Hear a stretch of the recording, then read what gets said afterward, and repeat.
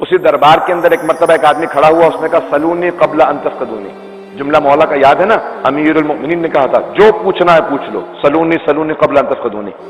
تو متوکل کے دربار میں ایک آدمی کھڑا ہو گیا اور اس نے کہا جو پوچھنا ہے پوچھ لو اس سے پہلے کہ تم مجھے کھو دو۔ تو وہاں پہ ایک آدمی کھڑا ہوا اور اس نے کہا اچھا پھر ایک مرتبہ سوچ لے، جو پوچھنا ہے پوچھ لو۔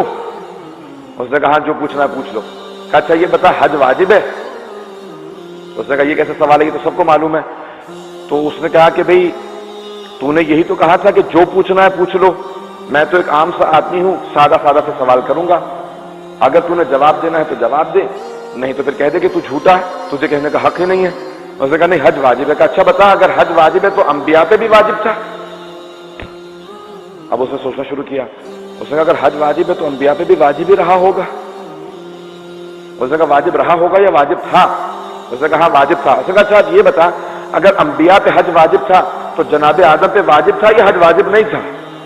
سب سے پہلے خانہ کعبہ کی تعمیر جناب آدم ہی نے کی تھی۔ کہا جناب آدم پہ شاید واجب ہو۔ اس نے کہا شاید واجب ہو یا واجب تھا؟ بہت سوچنے لگا، پریشان ہو گیا۔ اس نے کہا تو نے ٹیڑھے سوالات شروع کر دیے۔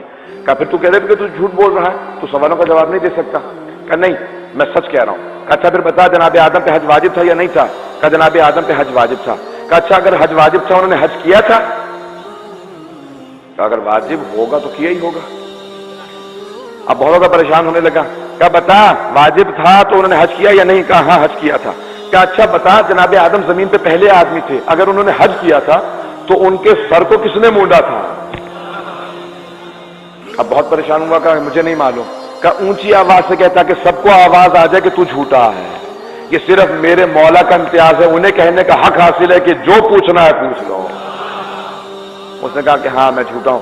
ایک مرتبہ متوکل نے اعلان کیا، کہا ہے کوئی اس دربار میں جو اس سوال کا جواب دے سکے؟ ساری نظریں امام علی نقی علیہ السلام کی طرف گئی۔